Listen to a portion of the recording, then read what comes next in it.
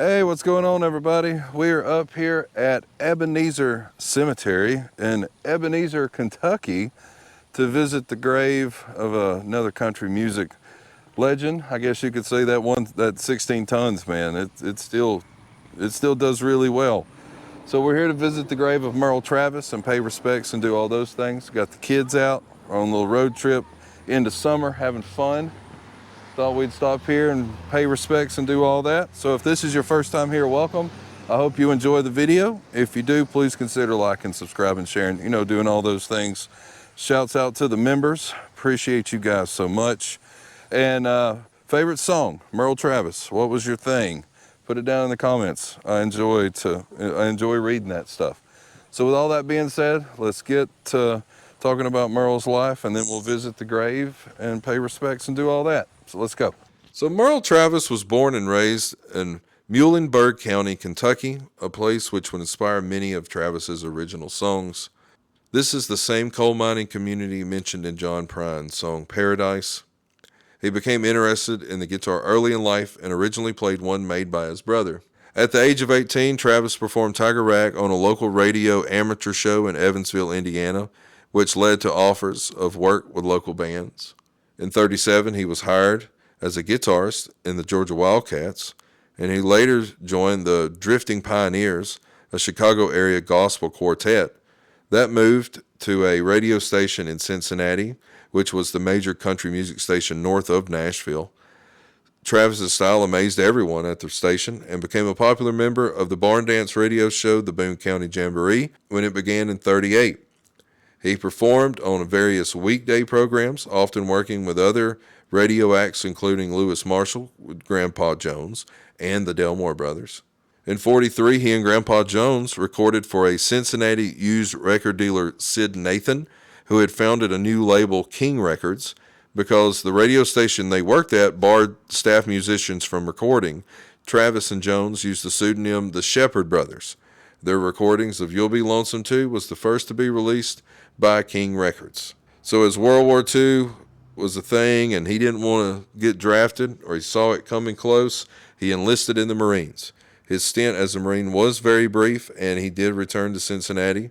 And when the Drifting Pioneers left the radio station, that left a half-hour slot that needed to be filled. So Merle, Grandpa Jones, and the Delmore Brothers formed the gospel group, the Browns Ferry Four.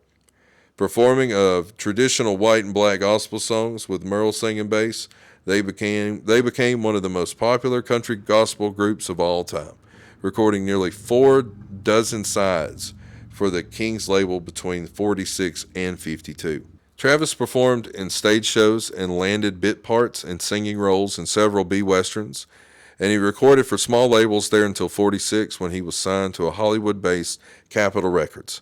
He had early hits like Cincinnati Lou, No Vacancy, and Divorce Me COD, and those gave him national prominence, but they did not all showcase the guitar work that Travis was renowned for among his peers. His design for a solid body electric guitar built for him by Paul Bigsby with a single row of tuners is thought to have inspired longtime pal Leo Fender's design of the famous Broadcaster in 1950.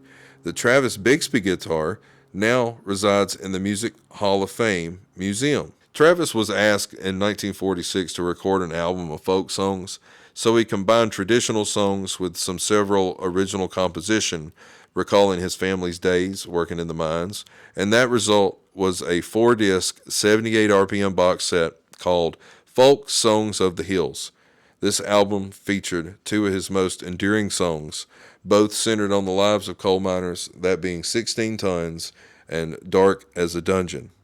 After a career dip, which he struggled to overcome alcohol and drug abuse, Travis put his career back online in the 70s. He appeared frequently on such country music TV shows as The Porter Wagoner Show, The Johnny Cash Show, Austin City Limits, Grand Ole Country, and even Nashville Swing. And he featured performances on the 1972 Nitty Gritty Dirt Band album, Will the Circle Be Unbroken, which introduced him to a whole generation of roots music enthusiasts. In 1974, he had a duet with Chet Atkins, and that was called the Atkins Traveling Show, which won a Grammy Award for the Best Country Instrumental.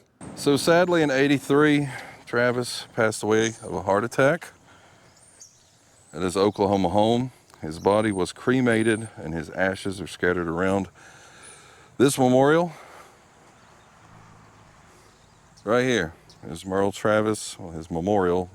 Merle's somewhere, right?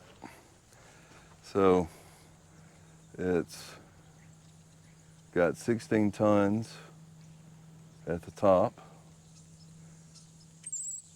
dedicated to Merle Travis, who has done so much toward directing the spotlight on his home through his writing of folk song about his home and the people. Pretty sweet.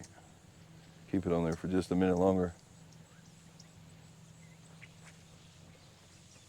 And then here's the proper, I guess would be with his picture and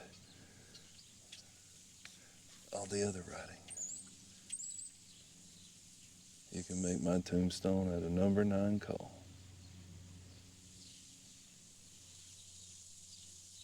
Merle Travis. How cool. Check that one off the list. So thanks for watching.